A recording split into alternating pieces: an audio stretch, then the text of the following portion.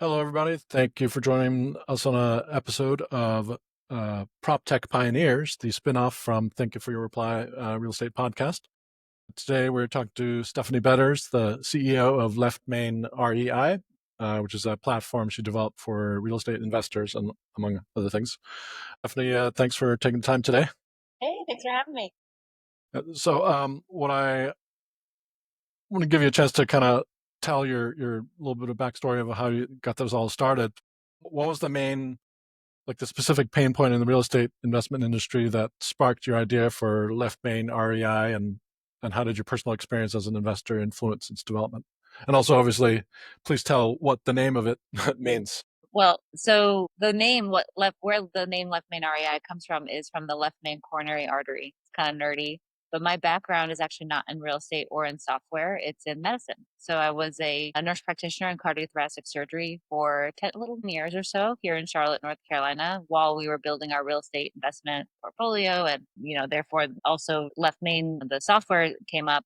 But so when I was thinking of what I should call the software, I named it after the coronary artery because that's what we bypass in heart surgery if you have a blockage there. I don't know, it kind of it sounded fun. It sounded good, important. The center of your business. Your left main artery is the center and most important artery, coronary artery. So I thought that'd be fun to talk And it about it. also kind of sounds like it still sounds like real estate somehow, or like an address. Exactly. Yeah. Well, this works. Yeah. But the pain point and kind of what started this whole thing was really just kind of a fortuitous rage storm, I guess. So Left Main REI is about a little over 5 years old, almost five and a half actually. Actually, it is five and a half. It's June. We launched in January 2020, and the main pain point that was set out to solve was just having a real estate investor specific CRM. Back in the day, 5 years ago, there really weren't any investor solutions. There were some agent solutions, there were some project management solutions, but there really wasn't an all encompassing solution. So when my husband Zach and I founded our company, and we have a partner there too named Jeff, Better Path Homes, we were trying to scale our investment platform, and I was the CEO trying to figure out how to incorporate everything. And it was, quite frankly, it was just really a mess. We were using anywhere between 5 and 8 different tools to try to put together, a tech stack that would help us grow our company. So we were using a voice over IP phone. We were using a really inefficient CRM off of Podio. We were using spreadsheets and lead forms and dialers, and it was honestly just a very disconnected mess, and it was really difficult to get any clarity on what was working and what wasn't working. I was paying VAs to scrape data from these different tools into a spreadsheet, and then the spreadsheet wouldn't make sense, and there was no way to like tie it back because it was manually entered. And then there was all these questions on validity and what worked. And all I could tell you at one point in 2018 was 2019, oh, the phone rang. We did some deal, and it just felt really chaotic. And maybe it's from my background in medicine, but I like things to make sense. I like to be able to draw conclusions, like get a data set and then make decisions based on data. And it felt like the Wild West. So I sought out to build something for us specifically. And that was really it. I never really intended to start a software company. It was truly not on my radar. But I chose Salesforce as our base platform because it was the best in the world, and it was stable and secure, and everything integrated with it, and everything could be built on it. So I chose that because I was quick to learn that code and that ability, and launched a solution for Better Path Homes. And Salesforce actually approached me and asked to partner.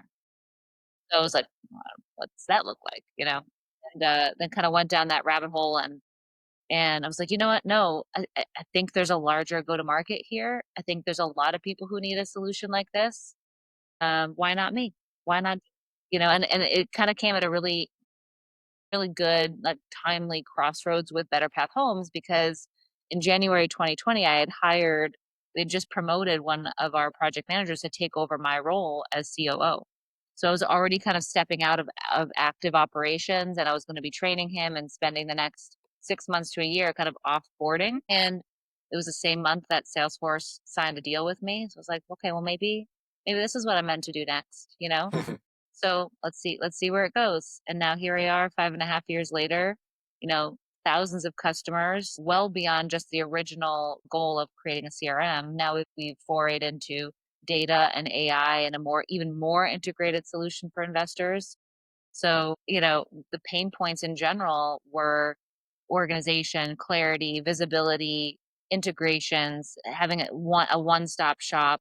And now pain points have expanded into, okay, how do I leverage all this data that I have even more? How do I predict who's going to sell their house? How do I get in front of the person at the right time? And how do I integrate these workflows in a way that help me as a human do more, as a single person without having to increase overhead and bring on more staff. So it's funny how solving one problem kind of begets another problem to be Mhm. solved, and it's fun. I've Yeah. never had more fun in my entire life doing that than doing this.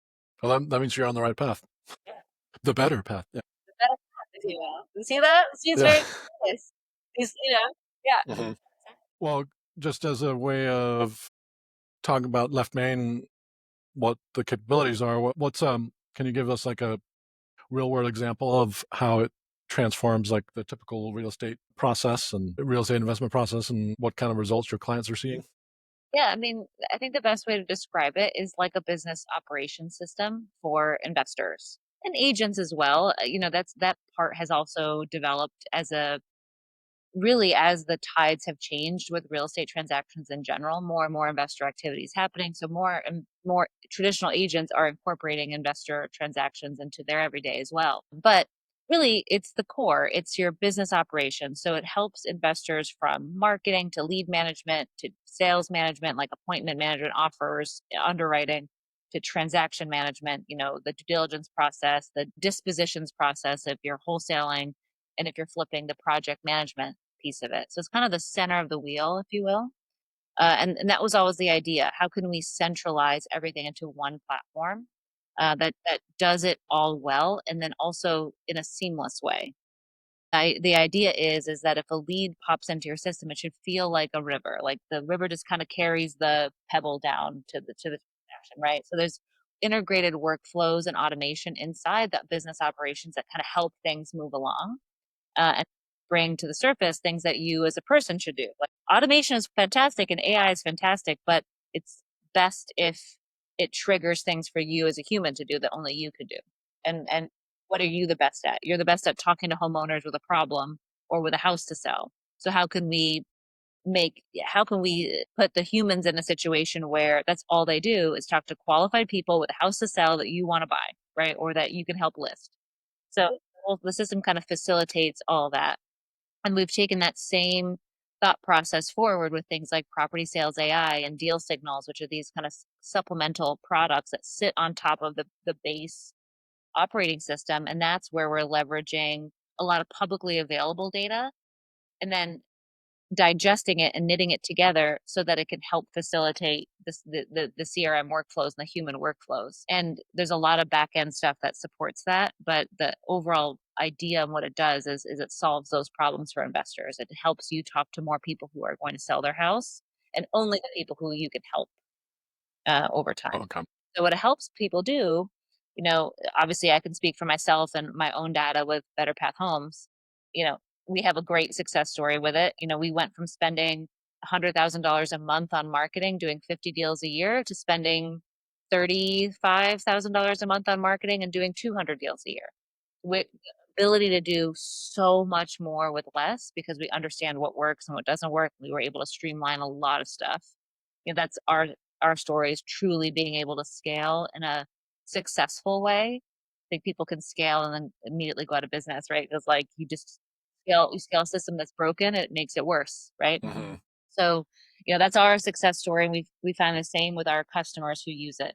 Our customers do more transactions because they use our software. And it's primarily for investors, right? But you said some typical real estate agent might be able to use it as well. Is that something they could use for their business, or is it like they would use it alongside whatever CRM they're already using? Is it flexible to be like a tool for other aspects of real estate? Yeah, it definitely works for agents too. I think agents have kind of a I don't know if it's a love-hate relationship. It's probably more of a hate relationship with CRMs because they're just assigned a CRM from wherever they're hanging their license, and they don't want to use it because then it's Big Brother, right? They're like, I don't want to give my data, my contacts to this company because as soon as I leave, I can't get anything out. So we do find that agents want their own platform, and then they use their kind of assigned CRM, like a KV Core, what have you, as a place just to put in their transactions so they can get paid commission. But agents, they like our platform because then they can control it, they own it, it's theirs, right? And it facilitates their whole sales process too. Our typical customer is an investor first, and then has also agent activities, and we are seeing that change tides a little bit, and it's because more and more investors are transacting. So the agents that are successful have investor activity too, off market deals. They're going after expired listings and some of the typical things, but also trying to facilitate investors buying because investors buy lots and repeatedly. Versus a traditional buyer or a traditional seller who may only have one house to sell or buy for every five, Oh 10 yeah. years. We're seeing a lot more crossover and agents adapt the same kind of strategies that investors have been so that they can stay super competitive. Okay.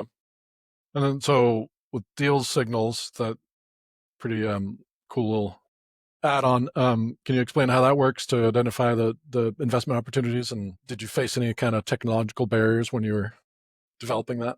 Yeah. So the idea with deal signals is to continually enrich your CRM. So, for example, Better Path Homes has been in business for 11 years. We have thousands and tens of thousands of leads and opportunities that are just like in follow up, right? They're just sitting in our system, and we try to follow up with them once a month because it's been a month, right? So you get a task to call somebody because it's been 30 days since you tried to call them. And what most happens most of the time is you have a list of people to follow up with. You call them one time, they don't pick up. You check the box that you attempted to contact them, and then another month goes by and you try again. You try one time, they don't pick up, and it's this really ineffectual follow up, right? So the idea was, hey, these people, if they've had a problem with real estate or if they've had an intent to sell at any point, generally that does not resolve by itself over time. Generally, it just gets worse over time, right? The motivation to sell or the problem that they're having with their property, it just exacerbates, especially for investors when you're talking about people who have distress or inherited properties or like foreclosure situations. They may like temporarily solve their problem, but generally it doesn't go away, right? So, how do we follow up with our database on a more like living method? So, what Deal Signals does is it takes all this publicly available data, like divorce, foreclosure, tax defaults, etc., expired listings on MLS, off MLS. It takes all those things that are happening every day, every moment, and updates your CRM live. So every hour, your entire CRM is being updated with all this publicly available information. So your follow up makes a lot more sense. So when you're trying to look at who you need to talk to today, you're going to want to talk to the people who just have a brand new expired listing or is a brand new absentee homeowner. They just changed their mailing address. Maybe they moved out of state. Maybe something happened. Or now they're in tax foreclosure, tax default, or what have you. Now your follow up is almost like a new lead, right? And these may be people that you've been in your system, but you just don't know what's happening with them because they don't pick up the dang phone and tell you, right? Yeah. So the idea is how do we take our super valuable information that only we have, proprietary information in our CRM, and marry it with all this publicly available data and make it live so that I can take really intentional action today with my CRM. And then the other piece of that is, okay, great, you enriched all my stuff and you gave me all these great signals for people in my system, but what if I didn't have them on my radar? You know? Well, now if you didn't have them in your system, we'll just give it to you. So it's a live prospect generation engine as well. The other piece of that is property sales AI, which takes all of the sales that are happening in your counties and in your areas and automatically updates your system also and marks things as closed lost. So if somebody sold their Oh, property, interesting. you can't help them anymore, right? Yeah. So you're not wasting your time on it. Let's not waste our time to call the person who doesn't pick up to tell me that they already sold, right? Yeah. So it's kind of this first to market full loop of updates. Your proprietary, your gold and your gold mine is always being updated from both a sale perspective, which is really kind of retroactive, and then a proactive signal with all these different intentions that people report on. Very technologically challenging because real estate data is very fragmented. Like even getting contact information is like 3 steps, right? To see Hmm. who owns the property, then what their contact information is and things like that. And then matching all the publicly available data, which can be in a different format, to what's in in your CRM, which could be a different format. So we've had to build a very robust data lake. We have several different data providers to validate information is true. And some of our data providers provide only part of the story, like, for example, if it's a probate, who inherited the property and what their contact information is. That's obviously disconnected from the property owner, which may be now unfortunately deceased. Passed away. Just an example, like now we've got to knit together all this information outside of your system and then address match it and homeowner match it to your system, which may have a different, like it may be logged differently.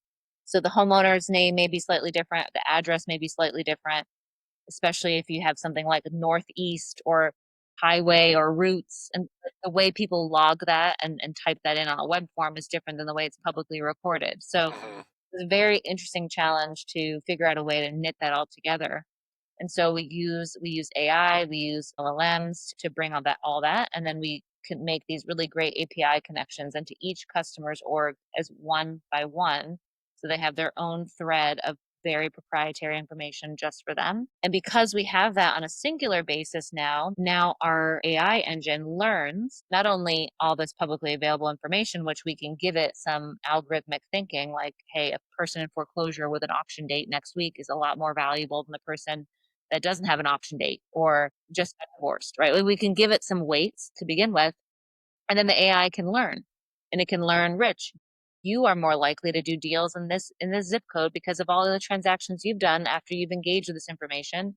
Or maybe I'm more likely to deal with vacant land or a four bedroom, two bath property that's 1,800 square feet or area. So the AI will now learn who you are the most likely to do transactions with as well. Not only who's the most likely to sell, but who are you the most likely to buy from. And that's happening over time now, which is, obviously brand new. And what that means is we may have several customers in the same area, but each customer will get different intent signals, right? Different ratings of these different leads based on all their historical data. So that piece is still very much in play and in development, because you have to run a million data points through before you get actual, before you can really, really predict. But that's what we're building, as these kind of singular learning machines for each customer that is facilitated with your CRM data and all this publicly available data. So very long-winded way to say it's very technologically challenging to build that, but we have a really great platform on Snowflake and AWS that helps us build that for our customers. So it's you're like custom building that for every It's been productized. So we built our data lake, and now it's essentially just an API layer that connects a customer's CRM to our data lake, and we can do it all within 20 minutes of hitting go. cool. I like the term data lake. That's the first time I've heard that before. Conjures an image. Imagine a beautiful, gigantic lake. Yeah, that's all data. It's all full of data. Yeah. So and it works through anywhere in the country. Yep. Left And main. we Yeah. went to the United States. We'll venture into Canada and Europe here shortly, but United States. And then so those will be different lakes, Just the data way lakes are. data is derived in different countries is slightly. Yeah. Non-disclosure states in the United States have their own set of challenges, which we've been able to overcome, which is awesome. Disclosure and how publicly available data is in Canada is actually different than it is in the United States. So they're just different data sources and scraping they have to do to get it. So how do you see platforms like Left Main coexisting or enhancing the human element of the real estate sort of transaction? I think really the objective is for you to spend more time talking to people that you can help. Like, what if that's all you did all day was talk to people who had a house to sell that you could buy, or a house to sell or list, that you could list, right? That was in your expertise. How do we continue to dive into that 80/20 rule, where we only deal as humans with the stuff that we actually should be dealing with? And we don't, as humans, don't have to sift through stuff as much. That's the ideal scenario. But if I could do that all day long, just talk to people that I could help, that I'm the perfect fit for, we'd all make a lot more money, right? The idea is to leverage technology to help make that way more apparent as to who we can actually help, and then everybody has a much better experience. your customer, your homeowner has a better experience because they're talking to somebody who can actually help them. And then you as a business owner have a better experience because you can do more transactions with people that you can actually help. You don't have to spend all the time wasting time. So the idea is never to replace the human, but to just really empower them with tools, you know, to solve problems. And you're kind of, those prospects are sort of vetted on their way into the platform, sort of, right? Exactly. Yep. Do the people, investor A has their certain niche that they're investing in, they can kind of dial the platform in so that it's giving them the type of leads they want. Exactly right. Like, you can imagine you can also have like just like general, I just want to see all of them. Exactly. You can choose all of them. Give me all the signals. Or, Hmm. hey, I only really want to focus on foreclosures. Or I only want to focus on withdrawn or expired listings. Right. Or I definitely don't want to deal with probate. Whatever it is, you can decide, and then you can pick which counties and areas of the market that you want to concentrate on and only get those things. The idea is, we're not shotgun, excuse me, pistol, not shotgun. Like, how do we More pinpoint. Okay. And then it's furnishing also just like you get a plate with has that has all the stuff you need to enact that. Yeah, that's exactly how great. can we provide all this in a simple and powerful way? And then you can focus on the deal, the conversation, instead of Imagine that. What if that was chasing data down. Yeah. exactly? How about you be an investor, not a gopher, right? Hmm. Yeah. You're not jumping into the lake and swimming around looking for for it yourself. Yeah. You're trying to, yeah, get Yeah. some. Yeah, no, it doesn't just deposit the money into your bank account. We haven't gotten that far yet, Yeah. but it sure makes things and deals and transactions a lot more obvious and a lot more efficient. Hmm. You still got to go close a deal. You still got to go solve the problem. What are some other little, like, if you were given 60 seconds to pitch Left Main to somebody, what are some other cool things that it does? I mean, I think the bottom line in general is you want to leverage tools that help you do the ultimate goal, which is, do more transactions and be more profitable. So what we've done and try to position this tool to do is to leverage technology as much as possible so that you don't need a lot of people to help sift through stuff. A lot of times that happens over time. Like, the longer you're in business, the more crap you have, right? Like, the more contacts, the more follow-ups, the more dysfunction that you have. It's almost like a blessing and a curse, right? So if you look at my CRM, I've been here in Charlotte for 11 years. I have a lot of really proprietary data. Like, it makes us, like, we have a competitive moat because we have a lot of homeowner information that have actually opted in and raised their hand over 11 years, and that competitive moat compared to the person who's just starting off and trying to figure out somebody to call, right? So, at first glance, you're like, oh, wow, that's a huge competitive advantage because you have a great database. But there's a curse to that too, because now it takes so much to sift through. One person can't do it, right? It's like I have Hmm. to hire all these people now, and I've got to pay all this overhead for you to even capture the value in my gold mine. If you don't have technology or tools that can help you do that, it can actually work against you and make you feel more chaotic and more lost, right? So you're like, I don't even know what to do today. I need to hire somebody to help me. And I think in real estate, that's a very dangerous slope because if you're trying to scale and your scaling plan includes hiring a ton of headcount, then all of a sudden your profit goes down. So you're bigger and you're doing, but you're making less. Hmm. Or discouraging. We've all been there. I don't care what industry you're in. Like, that feels like a major part of scaling is now your profit margin goes down to nothing or you lose money.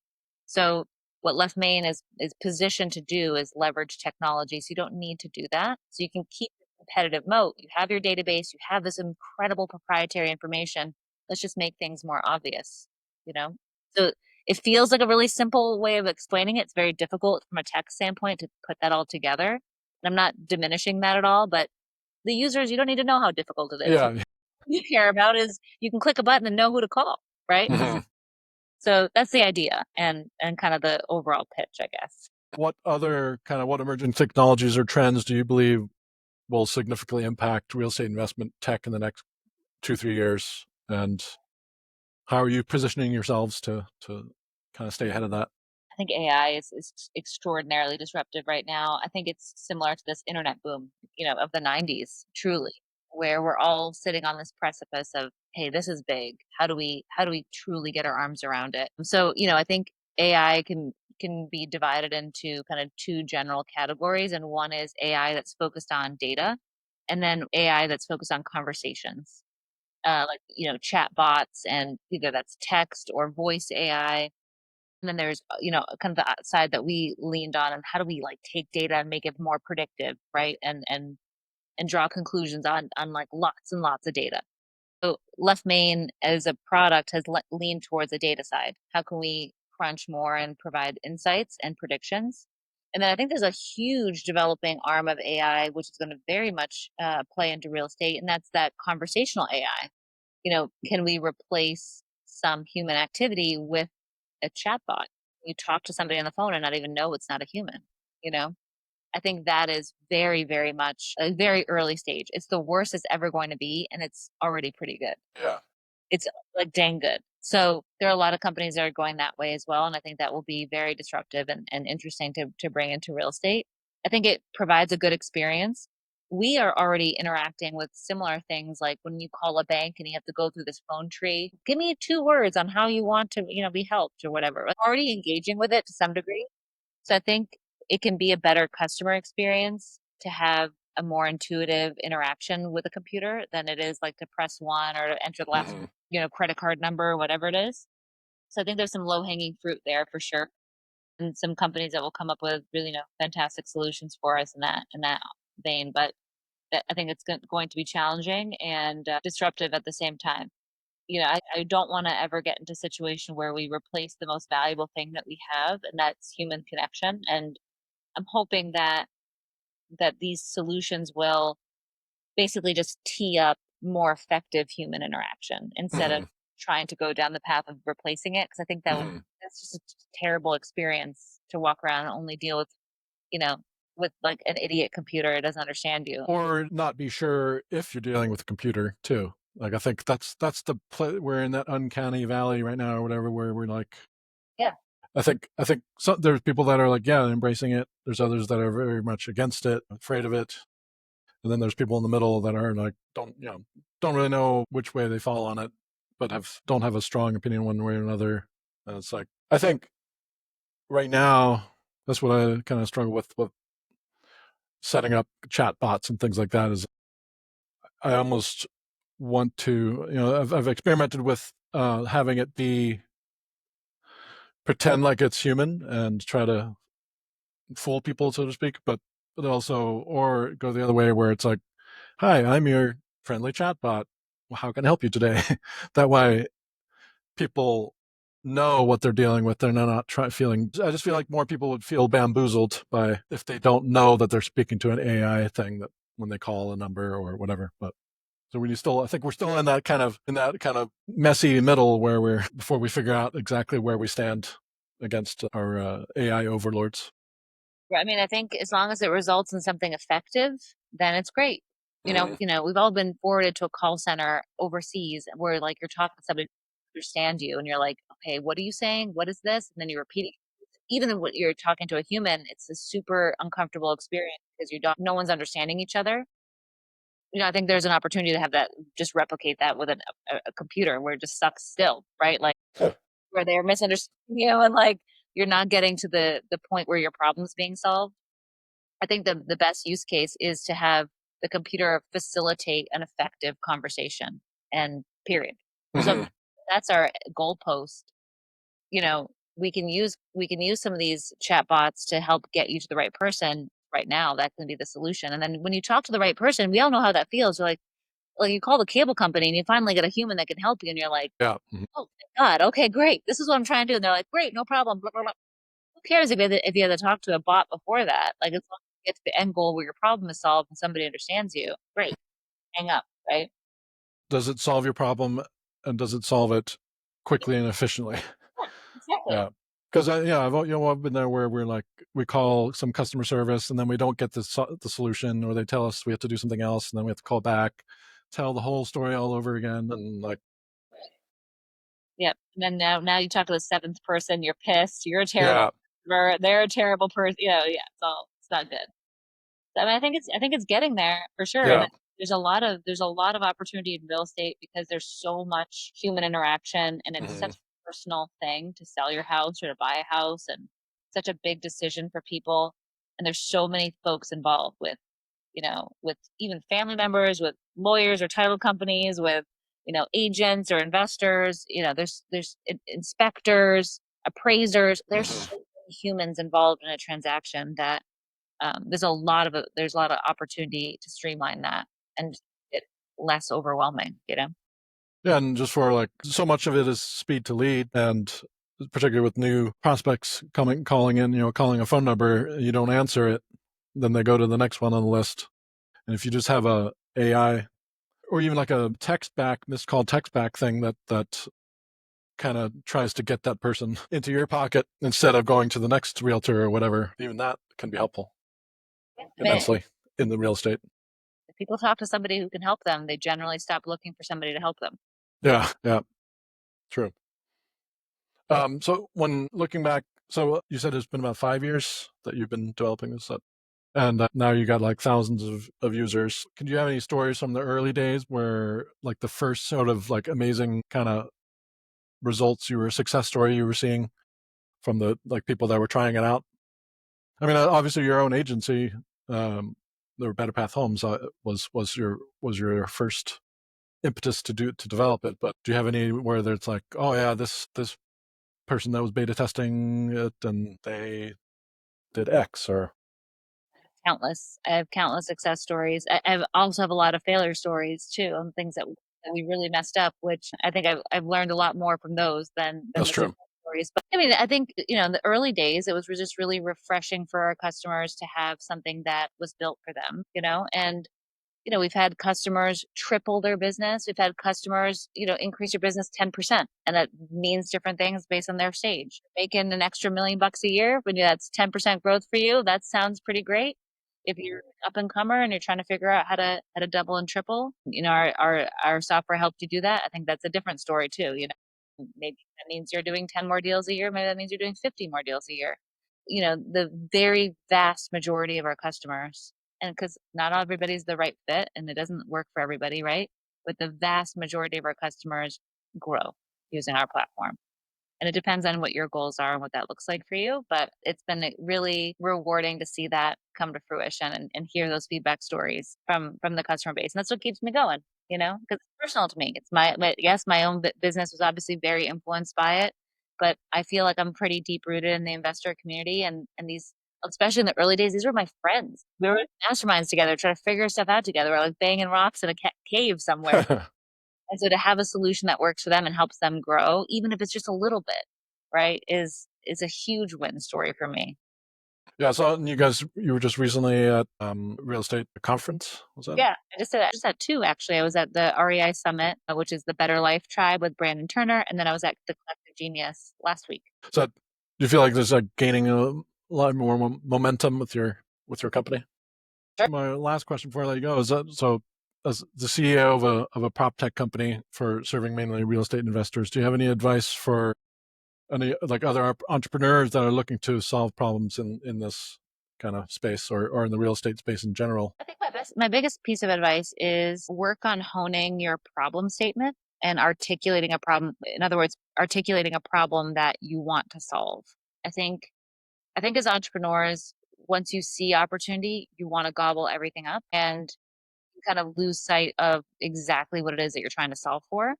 So I have found that the best entrepreneurs and the most successful entrepreneurs are the people who know how to articulate a problem really well, that resonates with not only your customer, but also your team, that people want to be a part of solving that problem. Where are we going with this thing, right? What are we doing with this thing? We're serving customers in this way, and we're building towards this. And if you're good at doing that, you will not only acquire the right customer, but you also acquire the right team to help you get there. Okay. Yeah, perfect. Well, thank you so much, Stephanie, for giving us a little peek into your development of Left Main. Thanks for having me. I was looking forward to talking to you and hearing about that. Um, I really appreciate you taking the time. Thank you so much for having me. It was great. That wraps up another episode of Thank You for Your Reply. To our listeners, you can find show notes and links below this video, or if you're on audio, it'll be in the show description. If you enjoyed the episode, please like and subscribe so you'll be able to catch the new episodes when they drop. If you'd like to talk to me about how you can optimize your business with tried and true AI technology, please head on over to thereply.ai to get in touch. Until next time, keep innovating, keep growing, and remember, you don't rise to the level of your goals, you fall to the level of your systems.